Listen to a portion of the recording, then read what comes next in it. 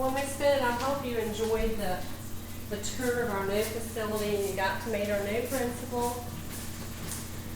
How did you like it? Did you enjoy it? I did. I like the See, facilities. I'm glad that my daughter goes to this school. Good. We're glad to have her. Megan she's a very unique child. She's a pleasure to have. I wanted to thank you for coming today. We're trying to open the lines of communications to parents now and having these scheduled conferences at least once to hopefully 2 and 3 times a year that we can see you, and that's why we're able to see you this evening. It's dark outside, I know, but you got to come after work. I know your time is precious, so I want to start off by showing you Megan's report card, and that is for this first semester. We finished the first semester, as you know, and I'll give you a minute to look over that, and then we'll discuss it. See, she's not doing so well in reading.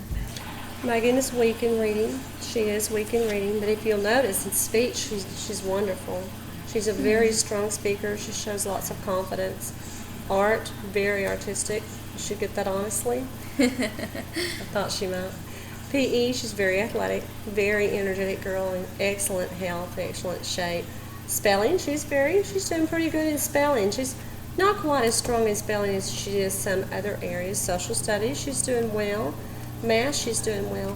Reading is Megan's lowest one, but as you know, she struggles there. I'm going to show you a few things that we do. This is our workbook that we do for reading. And we do a lot of reading, and we ask that they work through this workbook and answer the questions. And this helps us assess their comprehension. Comprehension meaning, and not to say that you don't understand, but just to make sure, meaning how well she understands, how well she remembers the stories and what she's reading so that she can hold on to this information. And this is just one of the workbooks that we use and some of the work that she's done. And you can see here she does struggle just a little bit. I do think that's something we can work on though. Okay. So do you have any other questions about her report cards before we go on? No, I've been keeping track with it on the website. So I've been kind of aware of her grades up till now. Okay, good. Okay, well, let's get to the areas that we can work on for improvement. Like I said, she's doing great in all her other areas, so I really don't think that we don't want to let those areas go by any means, but we do want to emphasize on them, but we also need to build up this other area, which is her reading. One thing that I have done with her recently is I did another assessment on Megan. And when I assessed on Megan, I have compiled this portfolio. I have assessed her in several different areas with her reading. We did a series of tests. We tested her fluency, which is number of words per minute that she's able to read without struggling. We tested her comprehension, again, her understanding. And we found out that even though Megan is a 6th grade student, she is at a 1st grade, teetering on a little bit of a 2nd grade level.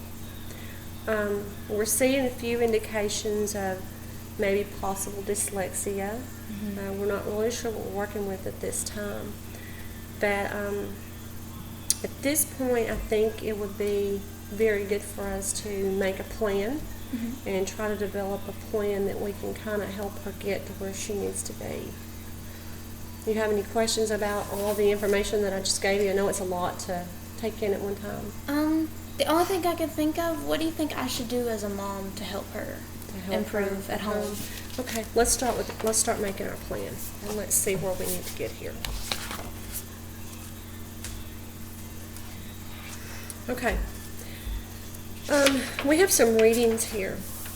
If we can get to the root of Megan's problem, then, meaning the root of it, if it's dyslexia or if maybe it's just somewhere we've missed something, then we can find out what's going on with her.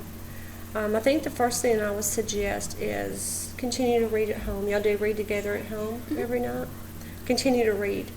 And we're going to take her and have her start reading the same books, her ones that she loves, the ones that she reads The ones she successfully. Yes, that's going to increase her fluency. Now, I know that sounds crazy, but the more she reads it, the better she starts reading it. She starts doing it automatically, and this increases her fluency. Another thing I'm going to let you or ask you to do at home is to work with flashcards. You've heard of sight words? Mm-hmm. You know, sight words being the words that can't be sounded out. They have, no basis. They just are what they are, and you have to be able to recognize them on sight. And so if we can start with those two things at home, and here at school, I'm going to suggest that we ask her to be evaluated. We can let our diagnostician come in from our special education department, which that doesn't mean she's special ed. That just is the department at the school that will test her, evaluate her, and find out where I as a teacher and you as a parent can help her the most and show what she needs. Then we will go from that diagnostic evaluation and see which direction we need to go. We will continue here at school with the reading, with the flashcards. We work on phonics every day. I have quite a few computer programs that she also is able to work with. Do you think I should use lower level books or read to her the higher level books? I think anything you read to her is great. They say every child should have at least 1,000 lap hours of reading, meaning by the time they go to school, they ought to have at least 1,000 hours of somebody reading to them. And I think she did have that because her comprehension as far as understanding oral language is excellent. She just has trouble decoding what is on paper. And I think anything you read to her is great. But we need her to read on her level that she reads the best on. We don't want her to be frustrated. We want her to read at her level, which right now is it's teetering on second grade. It's really a first grade level, but it's almost a second grade. And I think with some work and some practice and the flashcards and reading at her fluent level and reading for fluency over those same books, I think that's going to help push her over that little gap to get her to second grade level. Okay. And I think we can get her caught up because with grades like this, we need to get this grade with these other grades. Because when we get this reading grade up, I have no doubt that social studies will come up more, spelling will come up more, and math, believe it or not. Because everything that she does is going to hinge on her reading fluency and her reading levels.